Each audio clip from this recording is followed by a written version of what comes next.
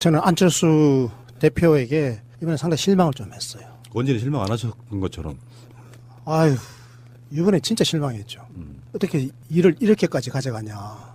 저는 뭐 정치인으로서 존재감을 과시하려고 하는 그런 측면에 있어서 그런 행동을 하는 거에 대해서 또 한편으로 이해할 수도 있지만 때와 장소를 좀 가려야 되거든요. 근데 이번 판은 그런 판이 아니거든요. 근데 이렇게 하더란 말이죠. 그런데 뭐 어쨌건 이 파장에 대한 부정적인 의미는 뭐 충분히 우리 사회적으로 이미 공감이 됐지 않겠습니까? 아마 국민의당은 그 호남에서 역풍을 맞아서 앞으로 굉장히 어려운 과정을 아마 밟아 나가야 될 걸로 그렇게 많은 사람들이 전문가들이 예측하고 있지 않겠습니까? 근데 저는 뭐 이 기회를 성찰하고 또 되짚어보면 또 우리가 반성할 지점들을 잘 얻어내면 오히려 또 좋아지는 하나의 계기가 될 수도 있다. 근데 저는 뭐 세옹지마라는 말이 있잖아요. 오히려 그렇게 될 수도 있다라는 생각이 또 들기도 해요. 실제로 입법 과정에서 또 이런 깽판을 치면 그때는 정말 국민의당은 정말 이제 존재하기 어려워지거든요. 예를 들어서 복지와 관련되어진 입법이라든지 적폐 세력을 척결하기 위한 그 적폐 청산을 위한 입법이라든지 완전히 이런 앞으로 입법 과정이 쭉 펼쳐질 거 아니겠습니까? 실제로 문재인 대통령의 100대 국정 과제 중에서 91개가 전부 다 이거 이제 법을 제정하거나 개정해야 될 내용들이거든요. 이 거대한 과정들이 진행되는 그 과정에서 만약에 또 국민의당이 이런 식으로 국치를 거부하고 적폐 세력과 함께 손을 잡는 그런 모양새로 국민에게 비춰지면 그러면 저는 아마 호남에서 아예 존재 자체를 부정당하게 될 가능성이 크다고 보거든요. 근데 뭐 안철수 씨가 이제 뭐 김희수 헌재 소장 낙마 이후에 우리의 타켓이 또 있다고 이렇게 거론하는 주요 부처 장관들도 있고 그래요. 어떤 이런 폭주가 멈추지는 않을 것 같은 생각이 드는데 그래도 할 건 해야죠. 왜냐하면 누구 때문이든 간에 잘못되면 모든 책임은 다 정권이 뒤집어서잖아요. 네. 그래서 저는 이번 기회에 청와대에서도 정무 기능을 조금 더 강화해야 한다고 생각해요. 사실 정무 기능은 대통령을 대신해가지고 가서 사실은 뒤에서 머리 숙이고 조아리고 또 비위 맞춰주는 거잖아요. 근데 그 기능이 조금 소홀했을 수도 있다 싶은 생각이 들긴 들어요. 네. 대통령 인기가 너무 높으니까 정무 기능이 그 조금 고압적인 스탠스를 유지했을 수도 있다. 왜냐하면 저 국민의당이 보기에 우리의 존재를 좀 이렇게 덜 인정해 주는 거나라고 하는 그런 약간의 좀 섭섭함 같은 게 있었을 수도 있거든요. 그래서 그런 부분도 이번에 좀 성찰의 계기로 삼아서 좀 더 낮추고 좀 더 소통하려고 하는 그런 정무적 기능 뭐 그런 부분도 이번 요 일을 계기로 삼아서 예. 조금 더 업그레이드가 되면 뭐 오히려 뭐 반전의 계기가 되지 않겠나 저는 이렇게 생각합니다. 제가 재미난 에피소드를 하나 말씀드리고 싶은데요. 노무현 대통령께서 취임하시고 나서 어느 날 갑자기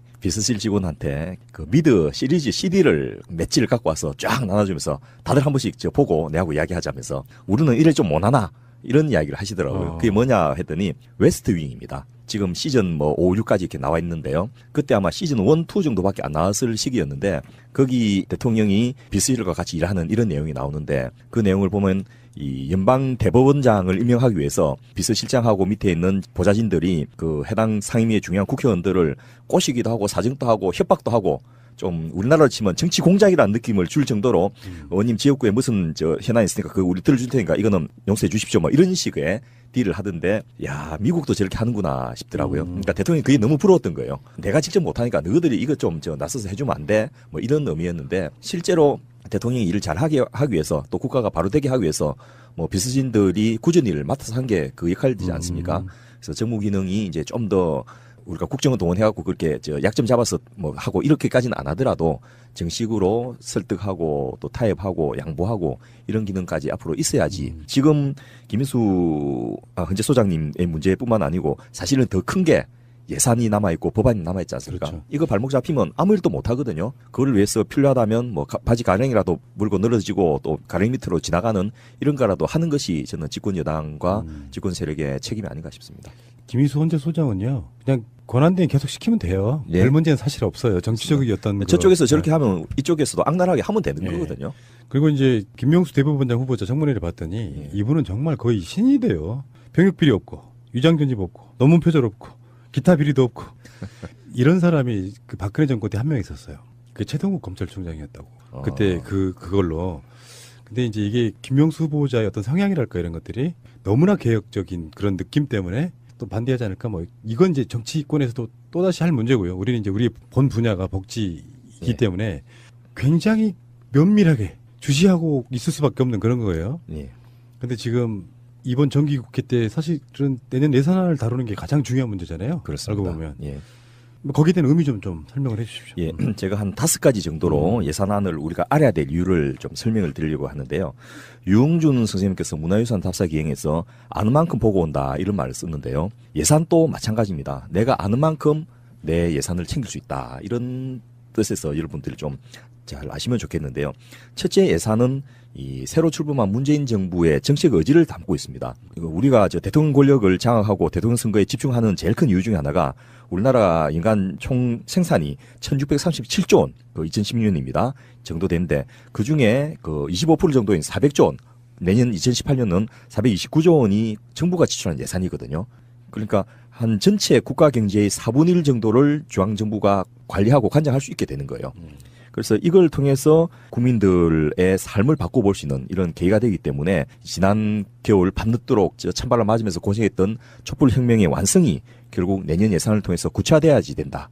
그런 의미에서 꼭 주의 깊게 지켜봐야 되고요. 그러니까 이 돈이 이제 어떻게 쓰이느냐라고 하는 게 중요한 거잖아요. 네. 그러니까 예산이 한 정권의 성격, 그 정권의 정책 의지를 엿볼 수 있는 거다라고 하는 것은 이 예산을 어디다 쓰느냐 이제 그거거든요. 예를 들어서 뭐 MB 같은 경우에는 4대강 판다고 그 돈에 한 25조 원 정도 갖다 써버렸잖아요. 이런 식으로 돈을 쓴다라든지 그다음에 박근혜 대통령은 무슨 창조 경제한다고 돌아다니면서 또 예산을 편성하고 또 최순실 예산도 서로 편성하고 뭐 그런 식으로 했단 말이에요. 그런데 문재인 정부는 잘 보시면 이게 전부 다 그 소득 주도 성장을 위한 예산이에요, 대부분이. 그래서 소득 주도 성장을 하려면 기본적으로 일자리를 많이 만들어야 소득이 늘어날 거 아니겠어요? 그래서 일자리를 만드는데 예산이 굉장히 많이 배정됐습니다. 이거는 뭐 역대 어떤 정권과도 비교할 수 없을 정도로 일자리 예산이 많이 책정됐다. 그게 특징이 하나였고요. 또 하나는 복지 예산이 굉장히 비중이 커졌습니다.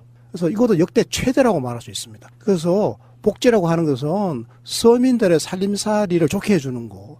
우리 이상국 운영위원장이 늘 하기 좋아하는 말, 가처분 소득을 높여준다. 바로 그런 거 아닙니까? 그렇습니다. 그러니까 결과적으로 일자리가 늘어나서 일을 통해서 소득을 창출하는 거. 근데 그 일도 옛날처럼 질 낮은 저임금의 일자리가 아니라 이제는 최저임금이 적정하게 향상돼 가지고 적정한 수준의 임금을 얻을 수 있는 그런 일자리를 수없이 많이 만들어내고 그리고 가급적이면 또 정규직을 만들어내려고 노력하고 그리고 복지를 통해 가지고 가처분 소득이 늘어나고 이렇게 해서 보통 사람들의 살림살이가 전반적으로 좋아짐으로써 이게 이제 분수 경제의 촉매제 역할을 하는 이게 바로 소득 주도 성장론이거든요. 그래서 그게 예산에 그대로 잡혀 있다라고 하는 걸 제가 강조드리고 싶은 거죠. 예, 두 번째로 예산은 이거 자체가 진검승부입니다. 권력을 잡으려는 가장 큰 이유가 바로 예산권을 장악하기 위해서고요. 불행히도 국회에서는 예산을 수립할 권한은 없고 우리나라 국회는 이 심의할 권한밖에 없는데 미국 같은 경우는 예산 자체를 수립할 권한도 국회에 있거든요. 그럴 경우에 뭐 어마어마하게 이제 로비들이 해당되는 예단체뿐만 아니고 정부 기관들도 국회에 로비를 하게 되는데요. 이 예산은 권력이 가지는 인사권과 더불어서 가장 큰 증거이기 때문에 이것을 가지고 어떻게 야당과 여당이 싸움을 하는지 이걸 보면 정말 이제 엔간한 재밌는 드라마를 뛰어넘는 예를 들면 지금 중수기업 벤처부 장관을 왜 저런 사람을 임명했지라고 의문이 드는데 아직 뭐 다 밝히지는 않았습니다만은 그 역시 이제 주고받는 딜 중에 하나다라는 이런 또 분석도 있습니다. 예, 그럴 정도로 굉장히 이 예산을 위해서 많은 것을 희생시킬 수 있을 만큼의 굉장히 중요한 사안이고 그 전략과 전략이 집중되어 있는 곳이기 때문에 여러분이 아마 이 룰만 좀 안다면 굉장히 재미난 영화나 드라마보다 재미나게 볼 수 있는 그런 부분이 아닌가 싶고요. 셋째로 이 돈은 실제로 내 삶이 얼마나 바뀔지가 좌우되는 겁니다. 이 대통령이 약속한 많은 일들이 정말 그 대통령의 의지로만 되는 것이 아니고 실제로 돈이 뒷받침돼야지 굴러가는 거거든요. 말은 정말 풍선같이 됐는데 그게 풍선이 아니고 현실이 되기 위해서라면 예산이 뒷받침돼야 되는데 그 예산이 얼마만큼 어느 수준에서 제대로 뒷받침돼 있냐가 좌우가 됩니다. 그리고 무엇보다도 자기 집의 가계부는 다 관심을 갖고 보지 않습니까? 근데 이 예산이라는 것도 결국 내가 낸 돈이거든요. 그리고 나를 위해서 쓸 돈입니다. 그런데 이걸 마치 남의 돈처럼 국민들이 관심이 없고 남들이 하는 것처럼 그 정쟁의 거리로만 지켜보고 있으면 결국 지 돈을 남들이 마음대로 쓰라고 내주는 거나 마찬가지거든요. 통장에 비밀번호까지 다 줘가지고 그냥 내주라고 똑같은 건데 국민들을 감시하지 않으면 지금까지 그렇게 10년 동안 써왔지 않습니까? 또 그런 일 되풀이된다. 저는 문재인 대통령에게 굉장히 고맙게 생각하는 게 하나 있어요. 뭐 굉장히 많지만 한 예를 지금 예산과 관련해서 예를 들면 청와대에 딱 들어가 보시니까 특수활동비가 막 이상하게 막 쓰이고 있었잖아요. 그래서 이거를 대폭 줄이겠다고 말씀하셔서 그때 뭐 70%까지 줄인다고 그랬던가요? 대폭 좌우지간 이제 줄였습니다. 그러면서 국회라든지 다른 정부 부처들도 특수활동비를 줄이자 해가지고 이번 예산에서 아마 많이 줄어들었을 겁니다. 그래서 이게 저는 굉장히 중요한 게요. 국민들에게 이게 국민들 돈입니다라고 하는 걸 확인시켜 준 거예요. 사실 우리 국민들은 이제 세금을 내놓고 난 다음에는 우리 이상구 운輸위원장이 방금 말씀하신 것처럼 내몰라라 하고 다들 관심을 끊어버렸잖아요. 그러는데 그 국민이 낸 세금을 가지고 이제 뭐 특수활동비라 그러면서 그 돈 빼가지고 홍준표 씨 어떻게 했습니까? 옛날에 다 집에 그분 집사람 갖다 드리고 그랬잖아요. 옛날에 그렇죠. 그 상임위원장 하면서 뭐 그런 식으로 특수활동비를 마음대로 여기저기서 쓰고 그리고 또 모 대통령은 또 뭐 강바닥 파는데 또 예산을 다 갖다 뿌리고 이러다 보니까 국민이 국가의 예산에 대해 가지고 아예 신뢰를 잃어버리는 거예요. 그래서 이게 굉장히 잘못된 것이 나중에는 이제 조세 저항으로 나타나는 거예요. 정말로 불효불급해서 국민 여러분 복지를 위해서 대한민국의 경제 성장을 위해서 꼭 돈이 필요하니까 세금 조금 더 내주십시오라고 이야기를 꺼내려고 하니까 국민들이 그 말 듣기도 싫어해버리는 상황이 벌어지는 거잖아요. 이건 전부 다 적폐입니다. 적폐.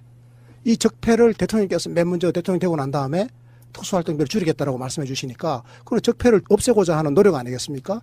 그래서 아마 이번에 국정원도 그런 아마 특수활동비 사실 특수활동비 갖고 뭐 이상한 짓 이번에 얼마나 많이 했습니까? 원세훈 씨 이번 재판하는 거 보십시오. 댓글 부대 운영하고. 그럼요. 예. 그리고 네 번째로 특히 올해 2018년 심의하는 예산안은 내년 지방선거와 관련된 이해관계가 담겨 있기 때문에 각 정당들이 예민할 수밖에 없습니다.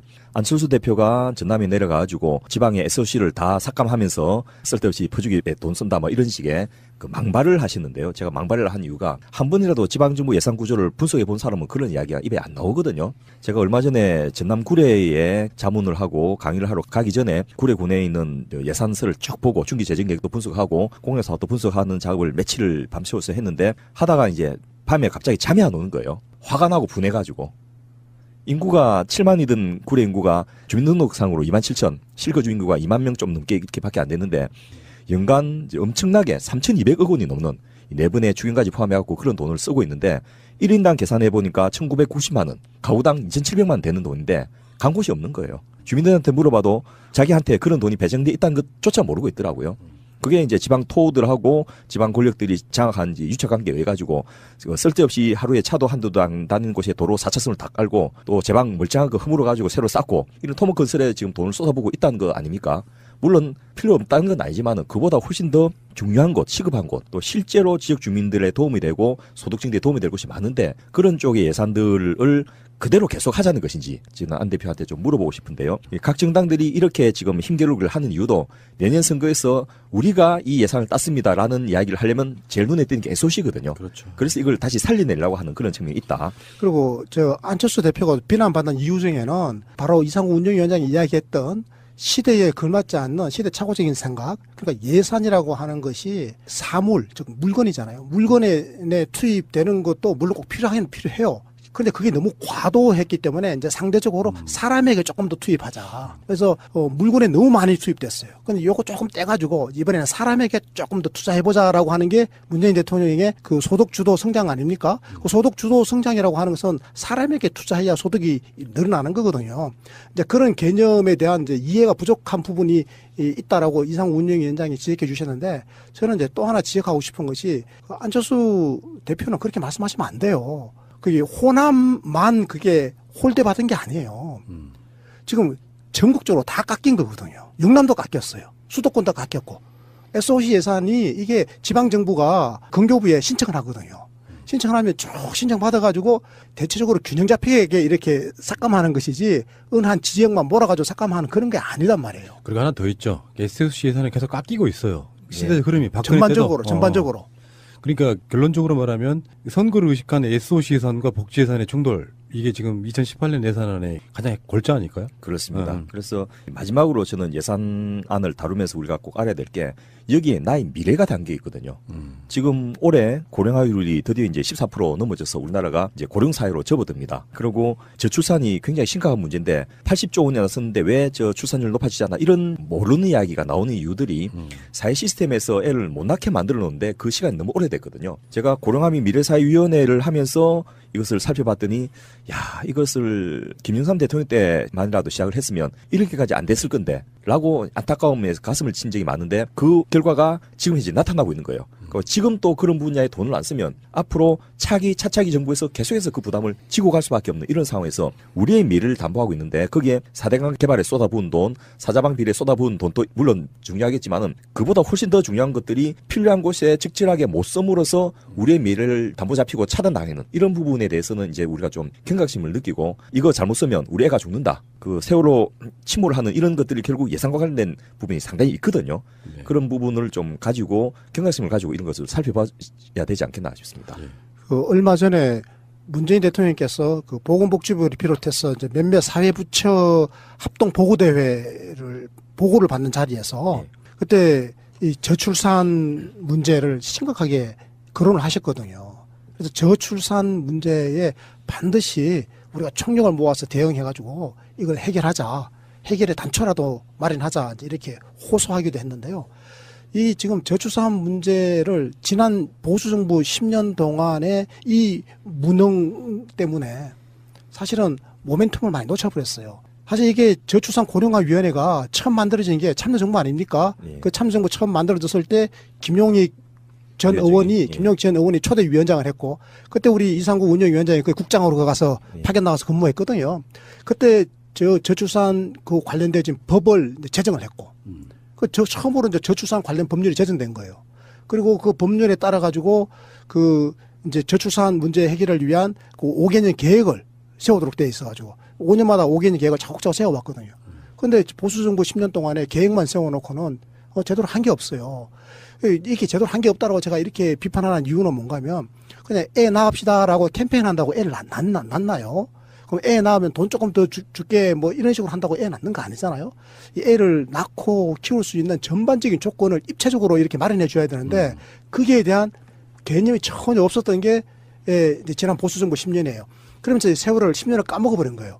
그러다 보니까 지금 이제 인구 절벽이 이미 와 있고 그리고 지금 당장 지금 내년부터는 이 생산 가능 인구 일을 해야 될 노동 인구가 이제 급속하게 줄어드는 인구 절벽이 지금 딱 부딪혀 있으니까 지금 이제 위기가 지금 보통 위기가 아니죠.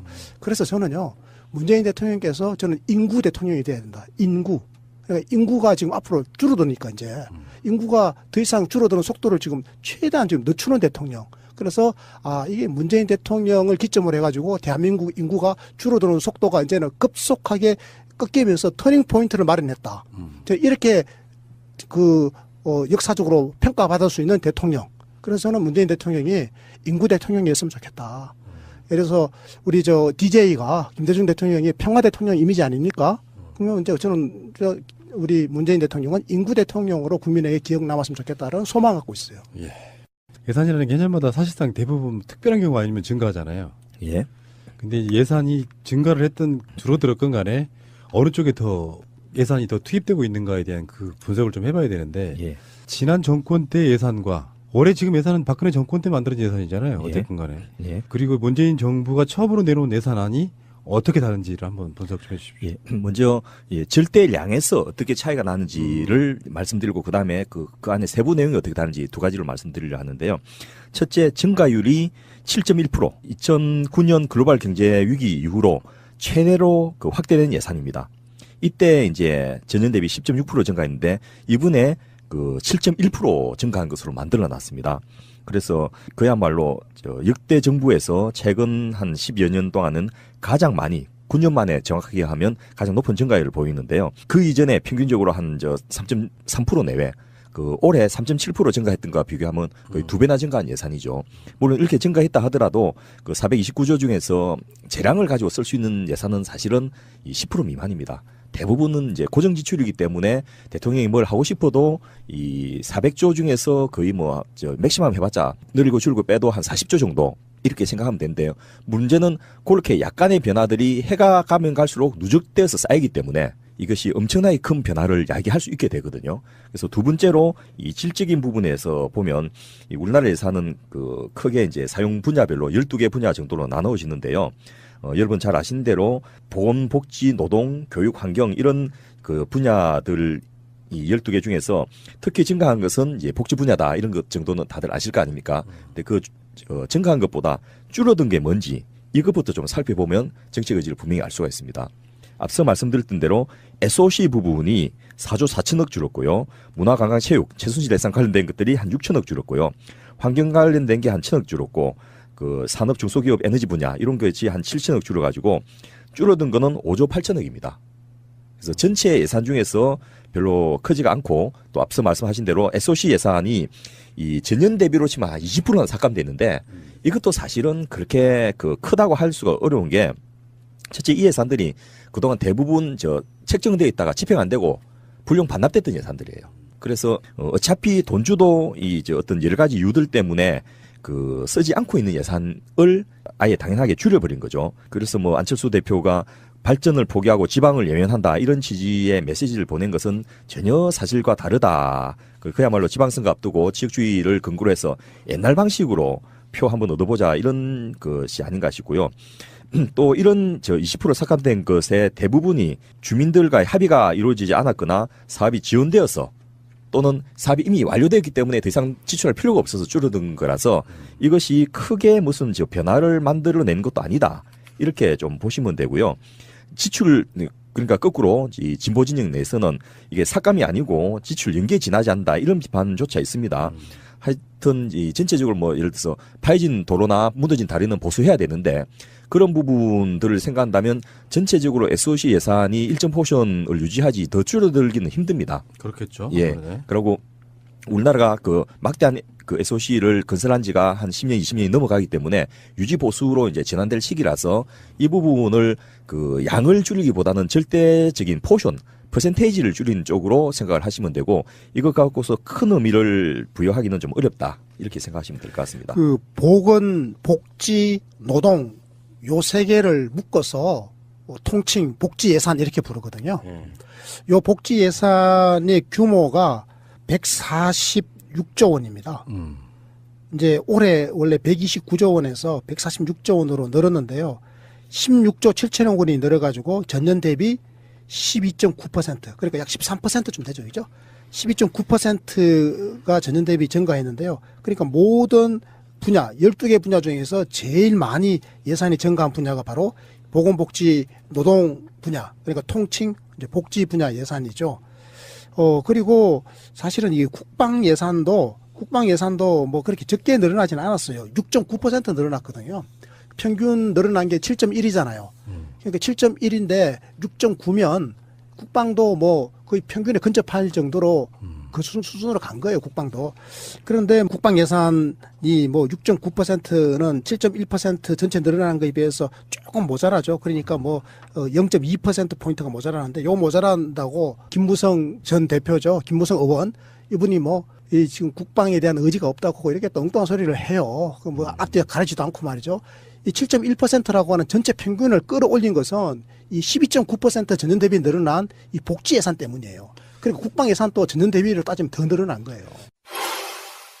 총리께서는 지금 수십 조씩이나 퍼붓고 있는 복지 예산을 늘릴 때라고 생각하십니까? 안보 예산을 늘릴 때라고 생각하십니까? 안보 예산도 필요한 건 늘려야 되겠죠. 그리고 그 복지 예산 늘어난 것은 대부분 지난 대선 때 모든 정당들이 공통으로 공약했던 사항들이 먼저 이행되고 있다는 말씀을 드립니다.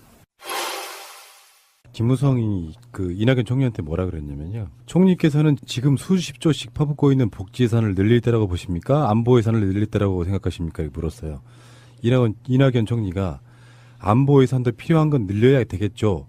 근데 복지 예산이 늘어난 것은 대부분 지난 대선 때 모든 정당들이 공통으로 공약된 사항들이 먼저 이행되고 있는 것입니다. 이렇게 그랬어요.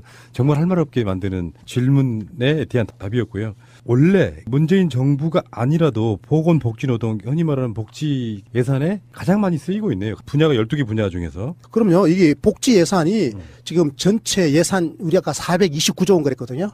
자, 우리나라 2018년도 정부 예산안의 예산 규모는 429조 원인데 이 중에서 146조 원이면 이게 몇 퍼센트인가면요. 34%입니다. 34%니까 3분의 1이 조금 넘죠. 3분의 1에 해당되는 게 이게 바로 복지 예산이에요. 그러니까 복지 예산 자체가 덩치가 워낙 크지 않겠습니까?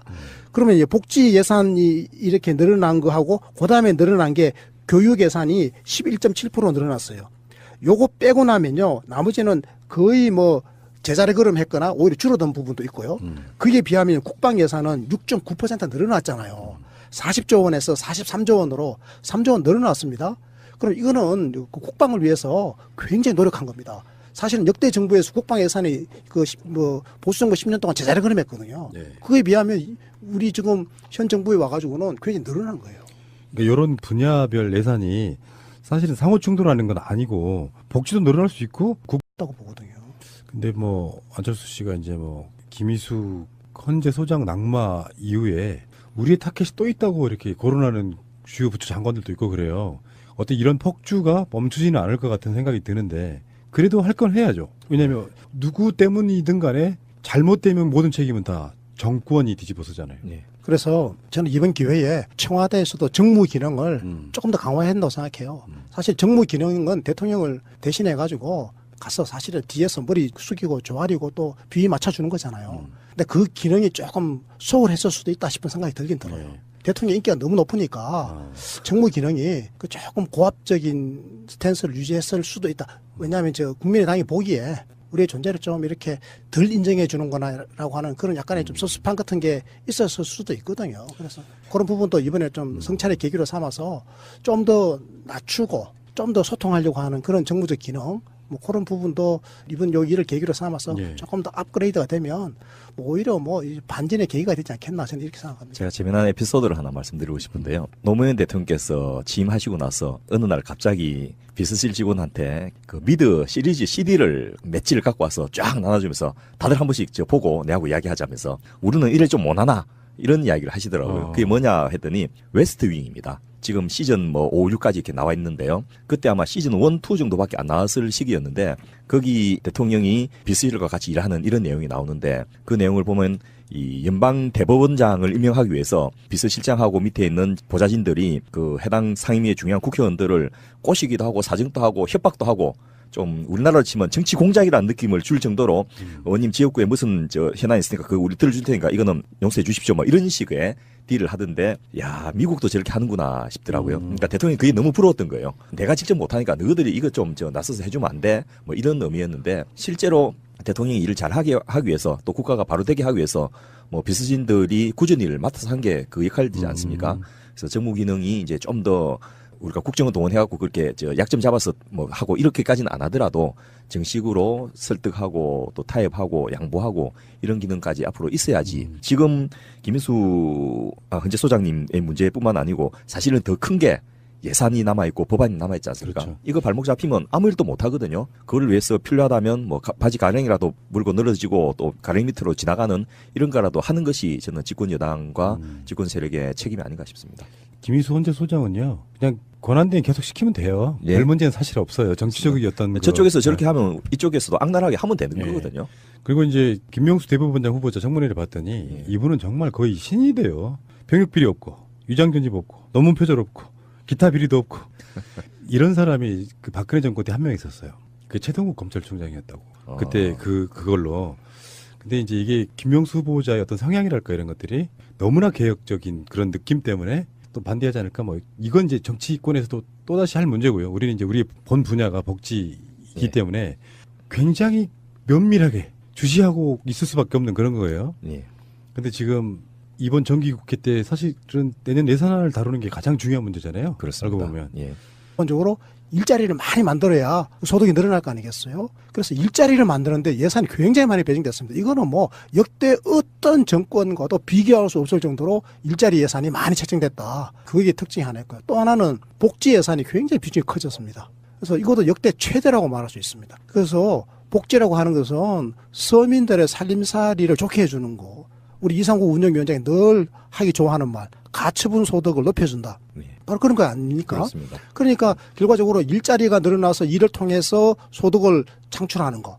근데 그 일도 옛날처럼 질 낮은 저임금의 일자리가 아니라 이제는 최저임금이 적정하게 향상돼 가지고 적정한 수준의 임금을 얻을 수 있는 그런 일자리를 수없이 많이 만들어내고 그리고 가급적이면 또 정규직을 만들어내려고 노력하고 그리고 복지를 통해 가지고 가처분 소득이 늘어나고 이렇게 해서 보통 사람들의 삶살이가 전반적으로 좋아짐으로써 이게 이제 분수 경제의 촉매제 역할을 하는 이게 바로 소득 주도 성장론이거든요. 그래서 그게 예산에 그대로 잡혀 있다라고 하는 걸 제가 강조드리고 싶은 거죠. 예, 두 번째로 예산은 이거 자체가 진검승부입니다. 권력을 잡으려는 가장 큰 이유가 바로 예산권을 장악하기 위해서고요. 불행히도 국회에서는 예산을 수립할 권한은 없고 우리나라 국회는 이 심의할 권한밖에 없는데 미국 같은 경우는 예산 자체를 수립할 권한도 국회에 있거든요.